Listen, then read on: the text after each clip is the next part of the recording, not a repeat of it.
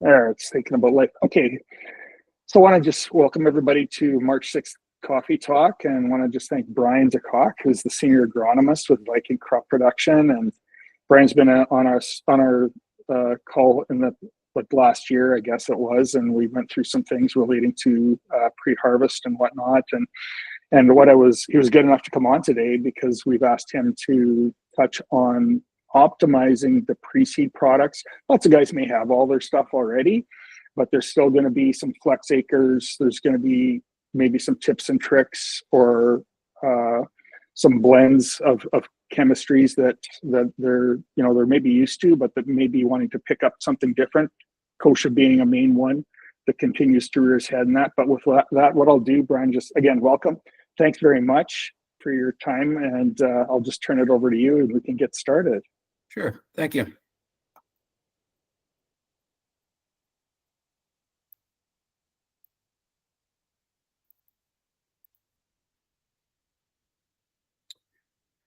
So I'll try and put it on full screen if I can. Yeah. Can everyone see this? Yes. It's just not in full screen yet. Okay.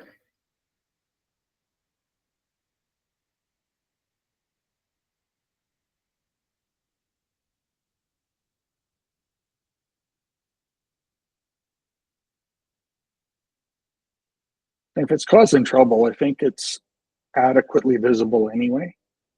Okay, I've got it on full screen on mine. Is it visible for everybody else? No, it's not on full screen. You're probably in you'd have to share a different window probably. Yeah, or we might have to, I seem to recall we had issues with this last time as well. Well, let's just go with it. Very bigger. Yeah, I'll just make it a little bigger and we'll move forward. Wicked. So that sounds good. Morning, everyone. Thanks for asking me to join. Always happy to talk to people about portfolios, but equally important about the agronomics behind a lot of what's going on in the marketplace from a product evolution perspective. And pre-seed's no different than a lot of other segments in the ag marketplace. There's been a lot of evolution in the last, say, 20, 25 years. If you go back to 1990, when zero-till really started to grow, it was primarily a glyphosate-only market. And now that has changed significantly. Glyphosate is still huge, but what we call the add-in market has grown substantially as well. But what hasn't changed or has slowly evolved with that is target weeds. We've seen growth in dandelion, narrowleaf hawksbeard, cleavers, particularly, and of course, kochia. And Dean, if you'd like, I can do a separate presentation on kochia next week, but because I think it's important enough that it deserves time. It's becoming more of an issue every year, and I don't see that going away. So I'll leave that offer stand for now. Yeah, we'll plan for that. So for anybody on the call and those that may see it later, we'll plan for that for next week, if that's okay, if you're available at the same time. Yeah. So coaching next week. Okay. So what's behind the trend towards multiple modes of action and a lot of the mixes that you're seeing on the marketplace, and that continues to grow? First of all, I mentioned going back to 1990, pre-seed really took off. Glyphosate became the standard treatment. But what we found over the last 30, 40 years is glyphosate alone hasn't been quite enough. It's weaker on dandelion, narrowleaf hawksbeard, and a lot of the winter annuals. So the add-in market started to grow shortly after that. Growers were really looking for a broader spectrum of weed control. Then in the mid-2000s, we really started to see herbicide resistance concerns grow. So the add-in market really took off big time when we had group twos like tribenuron, flurazolam. If you go back 20 years, flurazolam was just a monster product in the marketplace for cereals. There really wasn't much for canola and special crops. And then over time, we've added a lot of other mode of action. So now we've got pre-seed 4, 6, 14, 15, 27. Group 14 has become a very, very common mode of action because it has very short residual.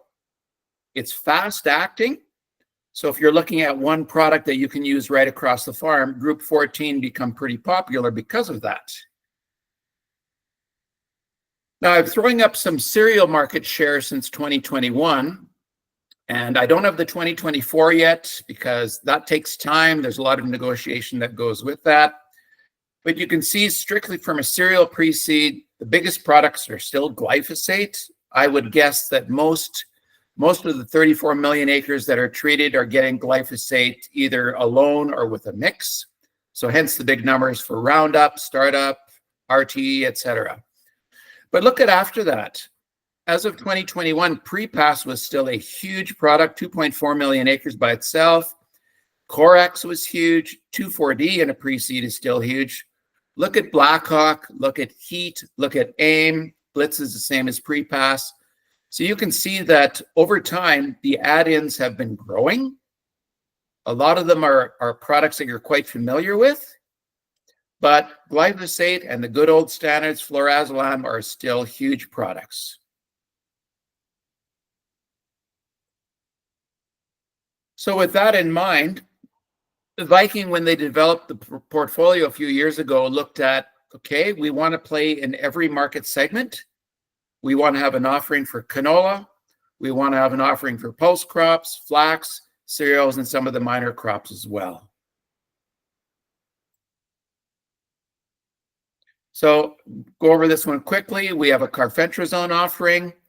Our 2 mode of action for canola, I understand, is either sold out or really tight supply. That would be Vardo. For flax and pulses, you've got carfentrazone, sulfentrazone, Soro, the same as Authority Strike. For peas, you've got similar offerings. For lentils, carfentrazone. So we pretty much have an offering for every acre that your customers would be growing something on this year. Now, for the cereals market, you have way more options because residuals is not as much of a concern. So you can go with a straight carfentrazone, a dicamba. The real opportunity is in the products where you've got multiple modes of action. So that's where your SLOF, which I'll talk about in a second. I mentioned fluoroazolam is still a huge product in the marketplace. We have an offering there. Karuna, the same as Corex, Tribenuron, Visby, and Yeastad as well. And they all have a slightly different fit. And that's really where I'll spend most of the time this morning.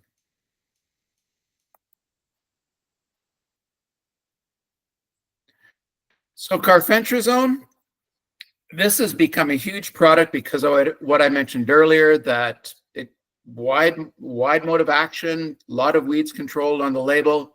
You can use it in multiple crops. It mixes very, very well with a lot of other actives. It is a group 14, so it gets us out of the reliance on strictly a group 2. Fast acting, so you can see that in the market shares, that it's done well because it has a lot of attributes that fit very, very well in the pre-seed space. So from a weed control perspective, you think about the ones that are most common. Cleavers, typically not huge issue overwintering cleavers. Yes, in the spring, cleavers quite often germinate a little later. Cleavers, kochia, that would include your group 2, 4, and 9 resistant. Lamb's quarters, fairly extensive portfolio. Now, we quite often hear a lot of people ask about, well, how does it compare to heat? Heat is a pretty popular market in the marketplace. Strictly from a what's on the label perspective at the low rate, you can see that carfentrazone actually has a fairly extensive list of weeds compared to heat. Probably the difference there would be on your programming, that if you're growing in vigor canola, for example, there's probably some advantage to growing heat because of the dollars and the potential rebates you're going to get. But strictly from a weed control perspective, carfentrazone has a much broader spectrum. Relating to the carfentrazone, that's one thing. There's on the heat, there has been some action on post-patent registrations on it, but I don't believe we're there yet. Brian, are you aware of where you guys are at maybe with that? The hope is that we'll have it for next year. I do the labels, and as of today, I haven't done one for heat. Typically, it's 9 months from the time I do it until PMRA approves it. But right now, PMRA is 6 to 9 months behind where they thought they would be. So even if we do get it submitted, 50-50 chance we'll have it by next year.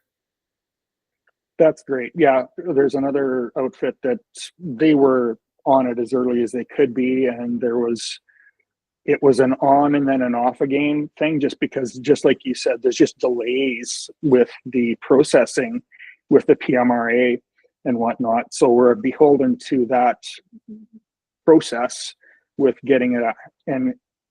But having said that, really, when you look at the value of the product of a AIM post-patent carfentrazone relative to the heat, there's been a good job selling on the heat, but I really think, like you indicated, that the carfentrazone covers an awful lot of the bases, and there's very, as well, bluntly, some pretty competitive pricing on it in the marketplace as well for the post-patent stuff. Yeah, the other thing that I always keep in mind is when you're looking at the pre-seed, a lot of labels now say with glyphosate. And glyphosate is pretty much salt and pepper in the pre-seed market. It's a standard. Everybody recommends it. But sometimes that can mask what the other actives are actually doing because glyphosate is carrying the load. And you'll see that in some of the other products we talk about, that when you've got multiple modes of action, sometimes it's really hard to pick apart who's doing the lifting on this product. And in a lot of cases, it is glyphosate. Yeah, excellent. Great. Well, any questions on carfentrazone before we move along? Great, thank you.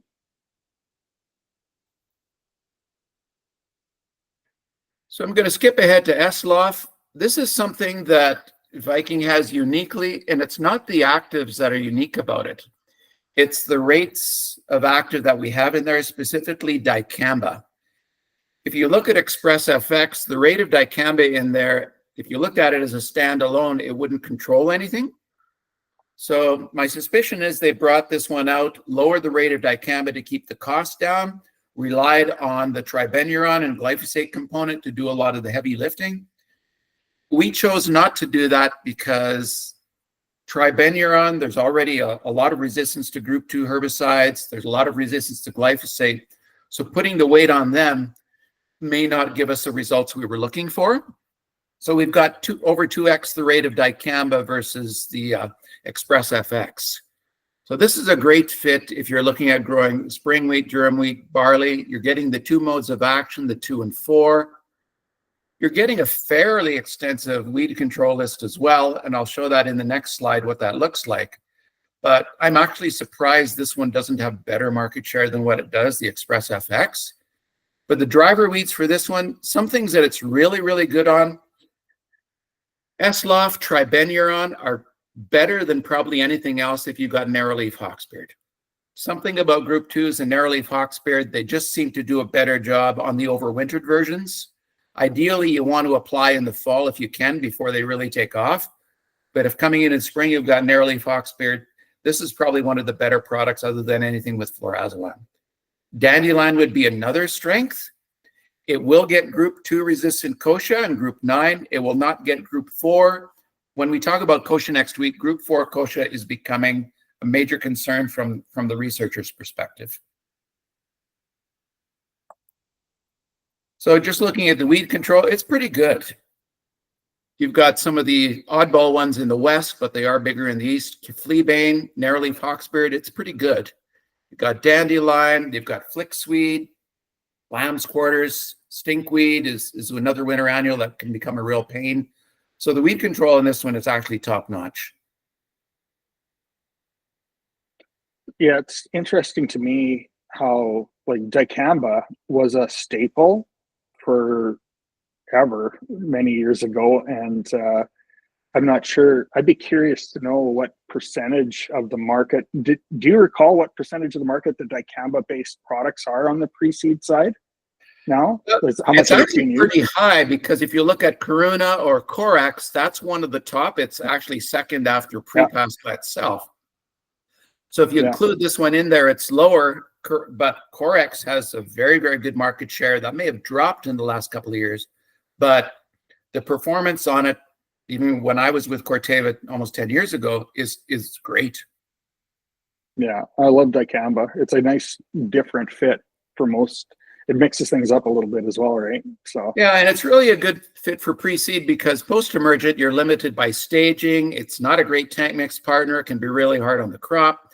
So pre-seed is a really good fit. You look at the weed control spectrum, it's good, especially on things like kochia, cleaver, some of the real problem weeds. And you don't have to worry about antagonism. You don't have to worry about crop staging. So it's turned out to be a real hit in the pre-seed market. yeah, excellent. Great. Any questions on this product before we move along? Great. Thanks, Brian. So I'm going to touch briefly on flurazolam because pre-pass is such a huge product in the marketplace. There's still a lot of growers based on the market share that are saying, you know what, pre-pass with glyphosate is doing just fine. I'm not ready to move to a higher price point or multiple modes of action because I don't think I need it. So the real strength of this one was always dandelion. It's also good on hawksbeard. Cleavers, group 2 resistance is kind of an issue, so probably not strong there. And with kochia growth, especially group 2, 4, and 9 resistant taking off, really not a fit in the brown soil zones. But in the blacks, there's a lot of guys, you know, Peace Country, Northern Alberta, Saskatchewan, that still have a lot of love for this product.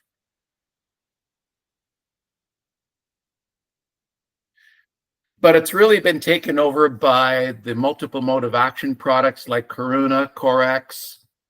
You're getting the 2 modes of action, the flurazolam and dicamba. When you add it with glyphosate, you've got another one in there. It's been a great performer.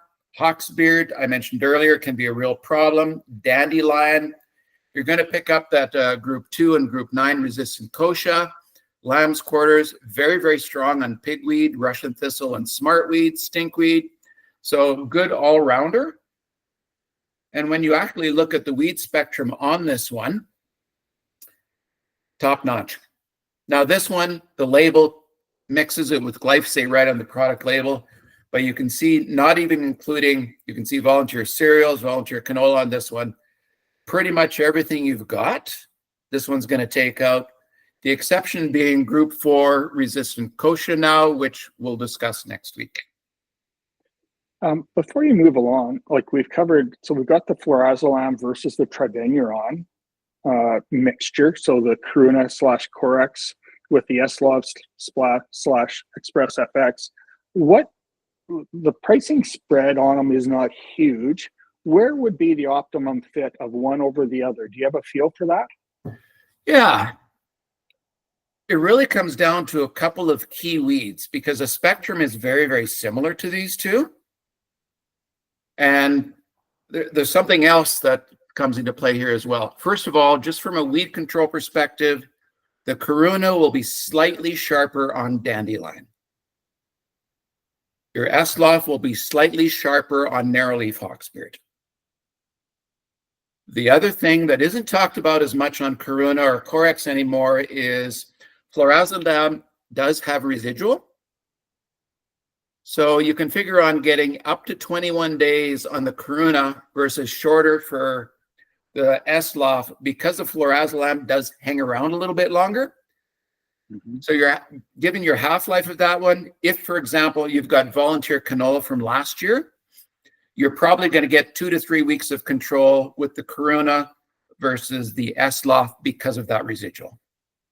Now, it will vary depending on your heat and moisture, but I've seen lots of fields where you get the call from a farmer saying, you know what, it said volunteer canola. I've got canola in the cotyledon stage. What the heck?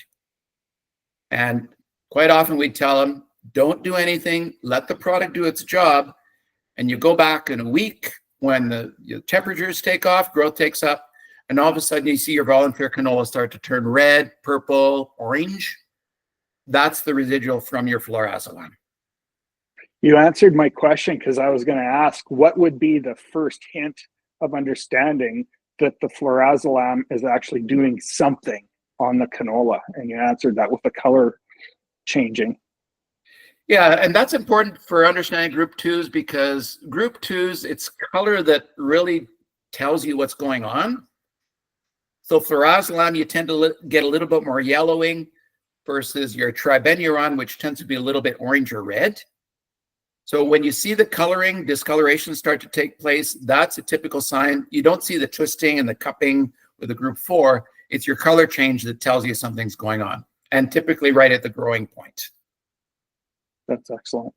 Now, the other thing to keep in mind with these two is sometimes it's better to apply them after seeding, because if you disturb the bed and you open up the soil, sometimes in the rows, you'll see that the volunteer canola will come back because you opened up your soil, and you'll see some regrowth in those areas where the herbicide has basically been pushed to the side.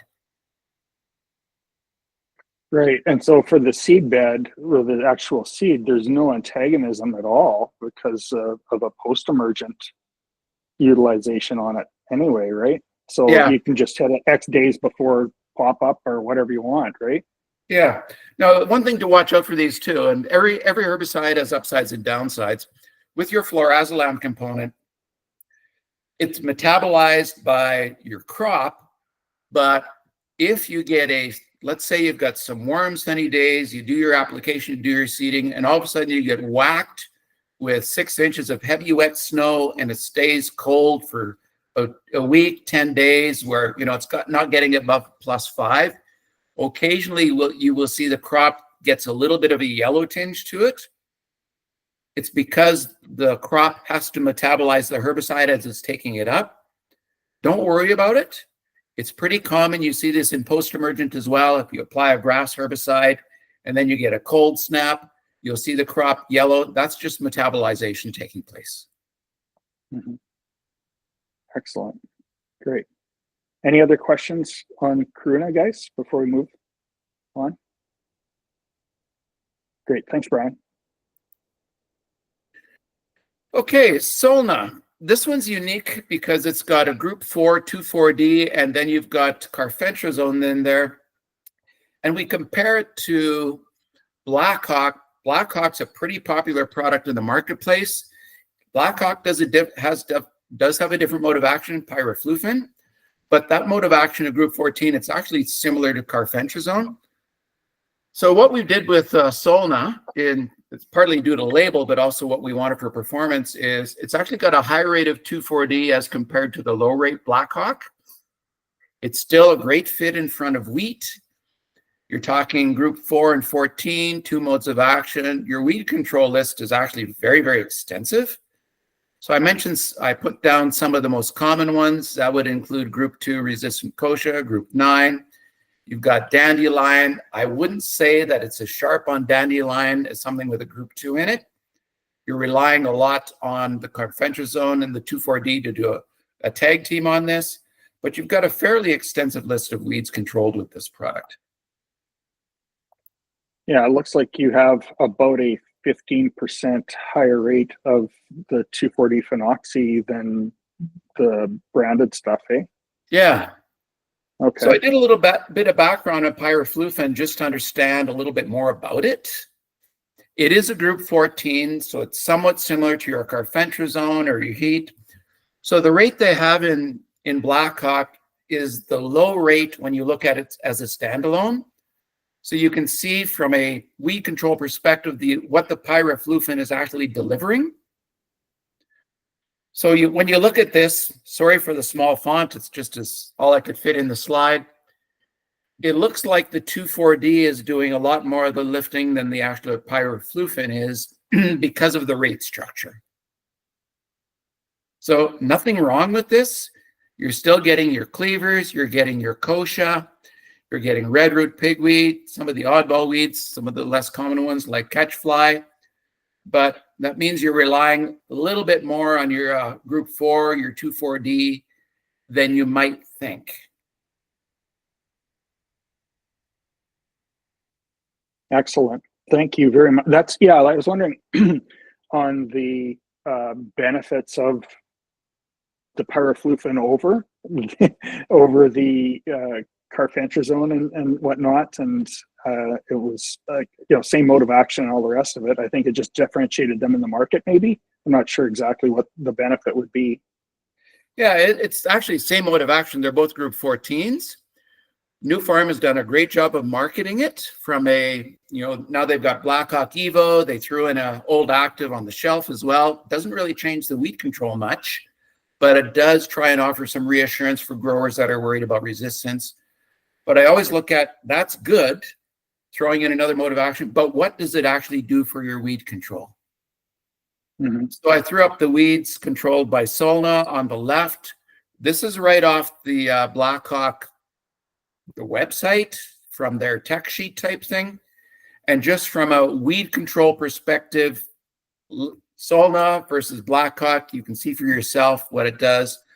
Now, something a little interesting here, that's off their website, but on the actual product label, it has more weeds listed. So I think maybe they selected to only show the ones they thought were important.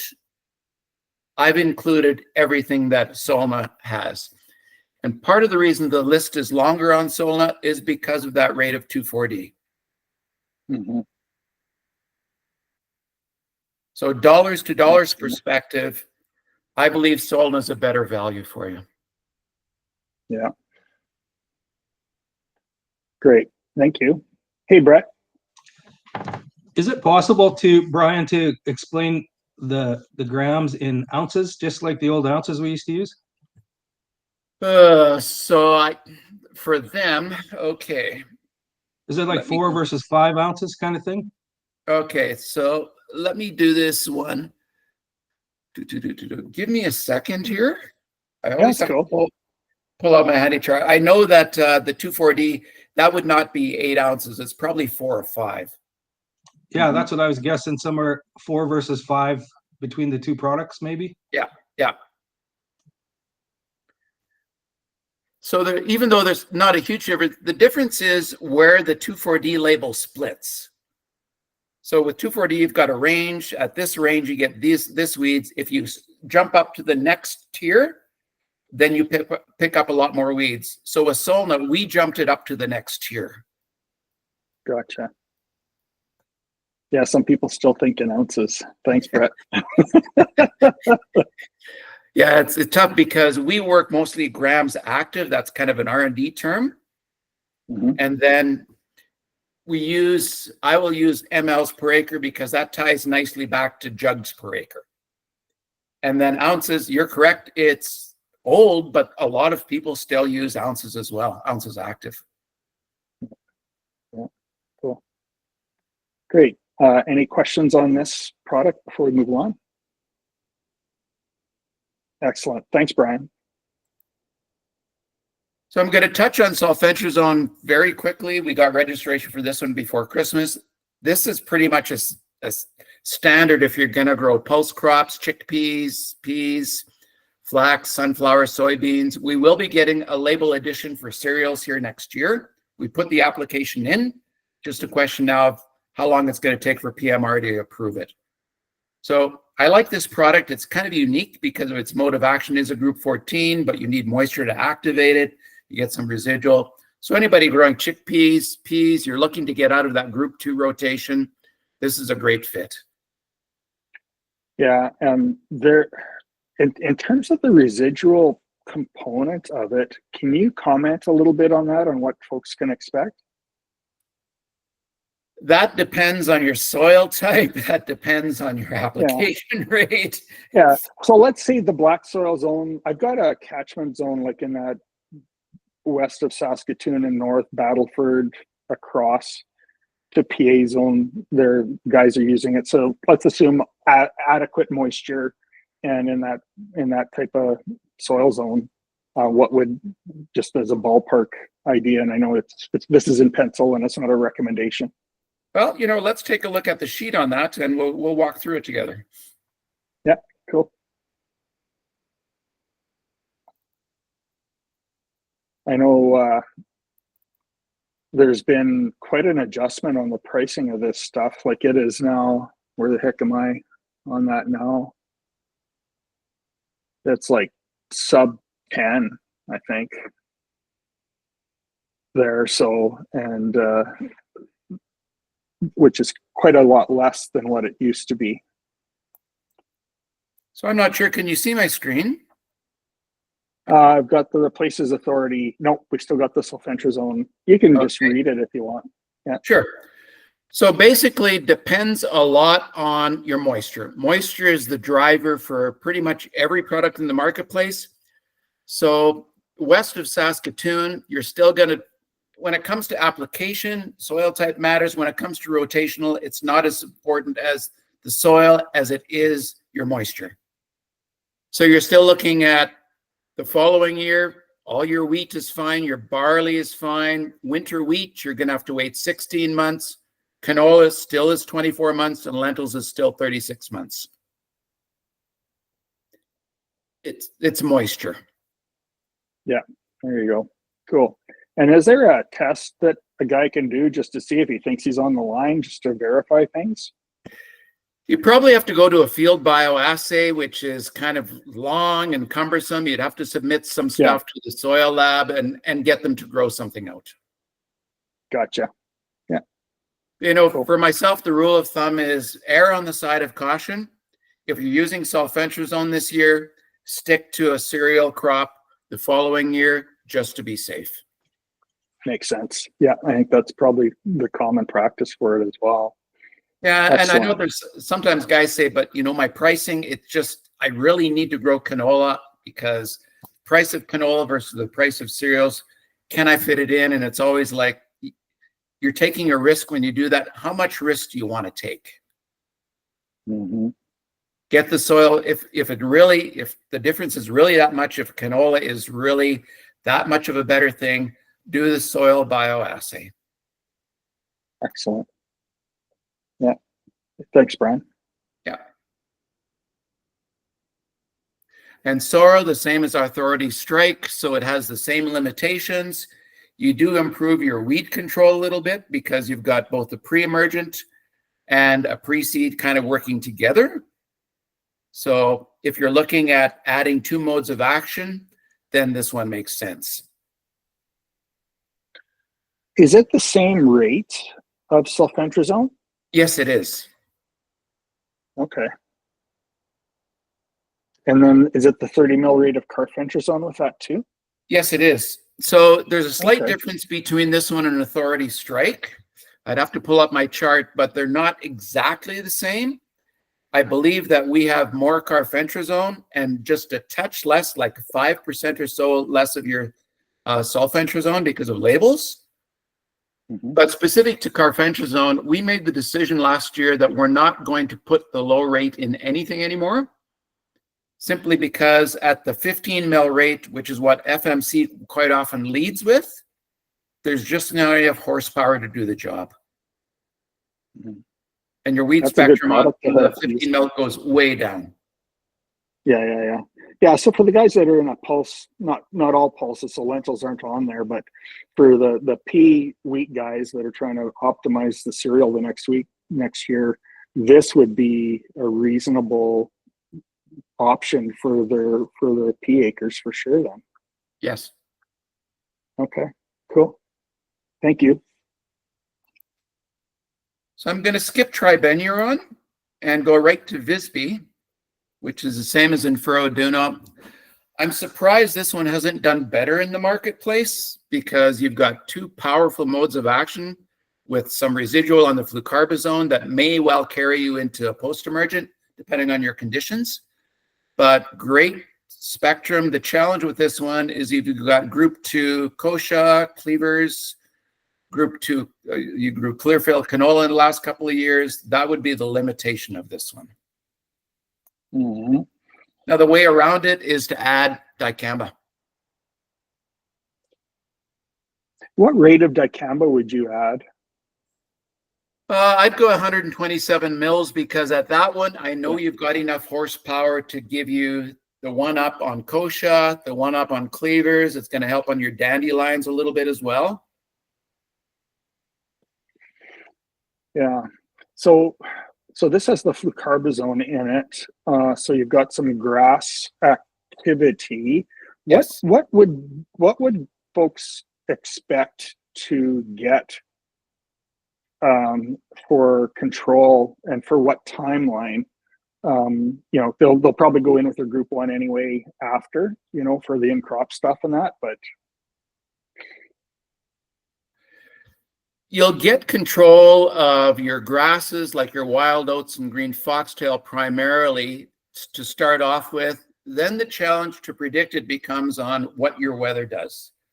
Warm, moist means that your residual will start to break down longer and you will have to go back in crop. If you have a cooler, drier spring, we have seen where you may not have to spray post-emergent for wild oats and green foxtail. wow. So, Okay. you know, not unlike a lot of products, so much of your residual depends on what your weather's going to do. But in some of the trials we did 3-4 years ago, and some of the work that I know our friends over at UPL did, they never gave a hard number because it was impossible, but they used to say, drier conditions, don't worry about spraying. And if you do, just go with an affordable group one. Yeah, that Cladinifop, which is $4 or whatever, would spank anything that's sticking its head up. Kind of a thing. Yeah, okay. The other thing with this one is you're actually getting 2 different modes of action in the same year. So you're getting a group 2 pre-seed that's going to carry you for a bit. And then you're getting a group 1 in crop if you need to. From a resistance management strategy, that's not a bad thing. Yeah, it makes sense to me. Yeah. Okay. Thank you. I'm going to finish up with Yeastat. This is another one that we revised a little bit for this year. You've got 2 modes of action. You've got your dicamba, your carfentrazone. In this case, both of those rates are higher than some of the other products in the marketplace. Intruvix is basically Express FX plus carfentrazone. So when you look at a performance perspective, you're getting the high rate of carfentrazone. You're getting the 127 mil rate of dicamba, which is 2x or better what's in Express FX. So you're getting a good dose of both of those. If you really want to heat this thing up, if you want better on dandelion, narrowleaf foxbeard, add your tribenuron or even add flurazolam. So this one to me is if you really want to go all out, you're serious about kicking the crap out of things in a pre-seed ahead of cereals, this is the one to look at.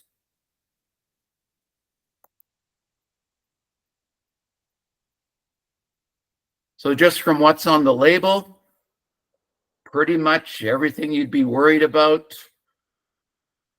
I highlighted narrowleaf foxbeard and dandelion because those are ones, this would not be as strong. You need that group 2 activity in there.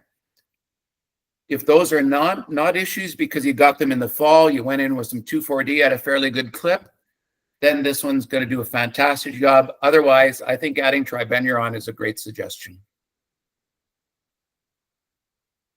Excellent.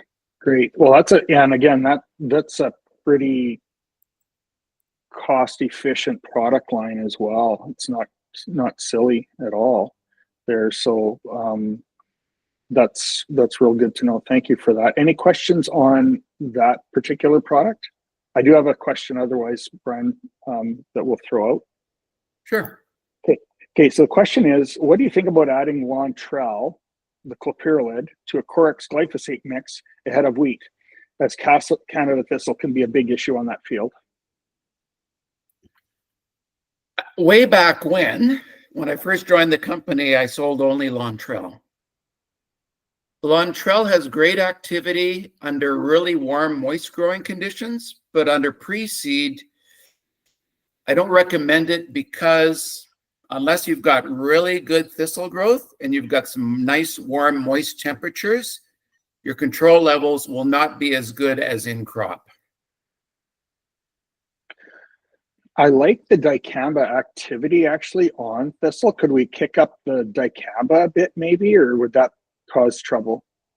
Yeah, you can. You'd be okay on that. It doesn't really cause much issue because you're in a pre-seed situation. Your tolerances on your cereals are still okay. Don't do oats. That would be a little bit more sensitive. But the thistle's kind of like kochia in a sense that it's got its own unique biology. And I could certainly tag it along next week if you want. But Sure. The best control I've seen has always been in crop. Warm, moist conditions, seems like if you go away from that, either pre-seed or even fall application, your control levels just aren't as good as in crop on June 20th. Mm. And then on that note, we've got some really good clopyralid in crop options as well that would do a tag team on this. So if you hit it with the dicamba, what kind of regrowth, like with the Corex, what kind of regrowth would you have in crop on the thistle, do you think? If you nail it good, it'll be minimal. It will come back, but it's kind of the biology of the thistle is one of the drivers in that a lot of thistle doesn't emerge till later. So if you're looking at an in crop, you look at the 15th of May, you see a few. You might throw something on there, some dicamba, some Corex, Karuna, and then you come back in 2 weeks and you say, what the heck? I thought I sprayed these buggers. So they'll continue to emerge actually right into July. So if you go too early, you'll get what's there, but you won't get what comes after. I've seen pasture situations where you walk out July 1st, you don't see anything. You go back July 8th, there they are, because they're very much driven by heat. So going too early on thistle, you'll get what's there, but there's a good chance you're going to have to go back in crop. Really good chance. Yeah. The other thing about clopyralid is it's actually very, very slow translocation compared to dicamba or some of the other group 4s like your fluroxypures, your RLX. To get translocation from top to bottom is 3 days because you're asking it to go from the top right into the root system, and that's a slow process for clopyralid. Relating to the dicamba action on the thistle, and again, I'd like to cover Canada thistle in next week's conversation, but just briefly, if you are able, and the same thing would go with clopyralid, what herbicide action or injury would you observe on the thistle plant to know it's doing something to it? I'll show a picture or two next week as well. And basically with group 4, specific dicamba and Lantrell, they're actually similar chemistries. What you see is the twisting, the cupping. You know, it looks like, I don't know, somebody had a bad night, but that's common with group 4s, but it's especially noticeable on thistle. You get the twisting, the cupping, the swelling. That's your meristematic tissue getting whacked. That's unique to thistle. You don't see it on stuff like cleavers. You see a little bit on hemp nettle with fluroxypure, but the twisting, cupping, the swelling up at the meristematic tissue. Excellent. Thank you for that. And I look forward to the pictures next week. Sure. So that's all I had this morning. I didn't want to take up a ton of time, really just to highlight some of the products Viking has, mostly with multiple modes of action, the fit compared to the competitive set. Questions for me? So one thing that you did highlight, and we may as well just address it right up front, is with the pre-seed, with the bromoxynil molecule not being available now through your product line. The one I was wondering about was Conquer, and what are we giving up, or what change, what differences other than a group difference would there be relating to using our straight carfentrazone versus the bromoxynil carfentrazone mix on ahead of canola? Is there really what would your take be on that? You're getting two fast-acting modes of action with something like the Vardo, where you get bromoxynil and you've got your carfentrazone. Because of the rates of bromoxynil, you're not getting the full meal deal out of the bromoxynil. I believe the same applies to Conquer, because your rates, now there's Conquer and there's Conquer 2. Conquer was carfentrazone, fairly low rate. Right. It was really designed just for volunteer canola. So you'll still get that. Unfortunately, the bromoxynil situation is a tough one because there's not a lot of manufacturers. So that one's always a bit of a challenge from a supply perspective. So with your Conquer 2, you're not giving up a lot. You're just not getting the rates of active. Hmm. Yeah, like if I recall, we're doing with, again, like you said, a not full meal deal rate on the bromoxynil, but also a 15 milliliter rate of the carfentrazone versus the 30 mil rate that is in your guys' cases, if I recall. Yes. Yeah, so I don't know if you're really giving up a heck of a lot, other than you're going to miss out on that group 4 mix component of it. Yeah. But, The other thing is you're putting more pressure on your glyphosate. Okay. Because everybody recommends glyphosate. If you start pulling back on the rates of the other actives, you start to put more pressure on your glyphosate to carry the load on some of the other weeds. Yeah. Yeah. Like my take was that if you went your 30 mil rate of carfentrazone and your whatever the rate you need of your glyphosate to solve whatever's going on, you're really not foregoing an awful lot with this option. But I just wanted to get your take on it as well. It's just straight carfentrazone. Yeah, no, my preference is always to go full rates just from a control perspective. Given how much pressure glyphosate is under from a resistance perspective, I don't know why we want to push our luck on that. Agreed. Yeah. Yeah, it's a false economy. Well, and you know, it's every year I look at weedscience.ca or weedscience.org, and you look at the growth in herbicide-resistant weeds. Yeah. Group 6s are holding their own. The group 2s, you see a slow increase. But glyphosate, which we rely so heavily on globally for everything, every year there's more weeds added to the list of resistance. Yeah. Yeah. So thanks for that. So we've got an open floor. Does anybody have any questions? Brian's a great resource. We'll be covering next week kochia and Canada thistle and optimizing the product to utilize that and based on your crop. But if there isn't any questions, I do have one thing I was going to ask you. There's chatter, and I'm not sure about the label stuff, so I'll just preface it with that, but of utilizing glufosinate as a burn off thing. Is there much action on that as a registered product, or do you have a take on it or any observations? And I know this is not labeled stuff necessarily, but would love to get your opinion. Well, I'm not surprised that it's come up or people are talking about it, because you're talking a different mode of action. And people are probably thinking, I want to move away from glyphosate. Maybe I should look at glufosinate. Just from a label perspective, strictly labels, you look at what's on there, you might say, that's a good idea. The challenge is your agronomic conditions. Glufosinate needs warm, moist, sunny conditions for best performance. It's a contact herbicide.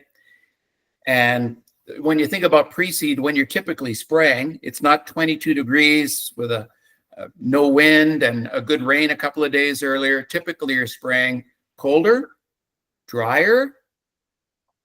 So that's not a great fit for glufosinate from a performance perspective. And that's one of the things that group 2s do well. And some of the group 14s, group 2s tend to be a lot more stable in cooler conditions than something like glufosinate or even some of the old group 4s. Group 14s, because they're fast, if you spray at 11 o'clock in the morning and it's +8, that thing is moving, doing its job quickly. By the time the sun goes down, especially when we get longer daylight in spraying season, it's done the work. Glufosinate, it needs pretty much ideal conditions in order for your best performance. And that's actually right on the label. They'll say under cool conditions, dry conditions, reduce your expectation, your performance will probably come down. Excellent. Yeah, I remember the fast forward stuff, right? You were probably around when that hit the market. Yes, had a short life. Yes, yeah, for a reason, right? Yeah. Yeah, excellent. Great. Okay, well, again, any last questions before we let people get on with their days? I'm around.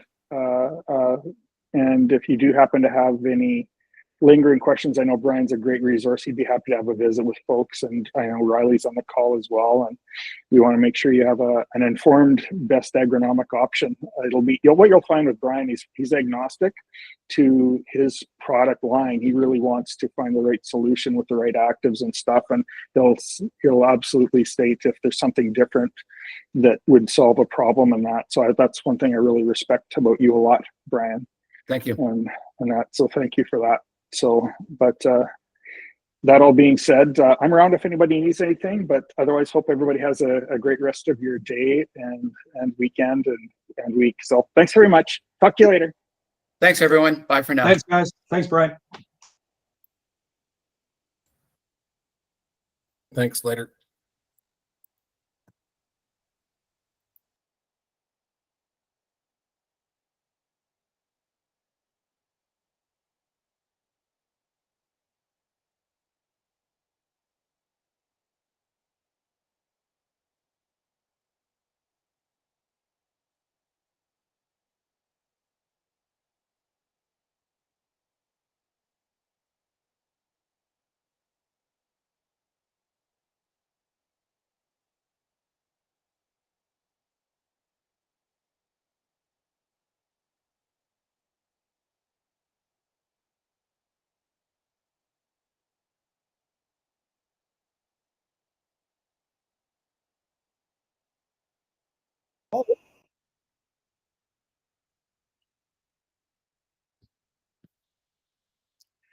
It was great. Yeah. Hey, Wilson, are you trying to get off or did you have a question? Hang on a second. You're on mute. Brett, I'll phone you right back. Yeah, but you're on mute, Wilson. There, can you hear me now? How the hell are you? Good. How are you? I'm doing good. Good to see you, man. Yeah, I did that question about the Lontrell or whatever.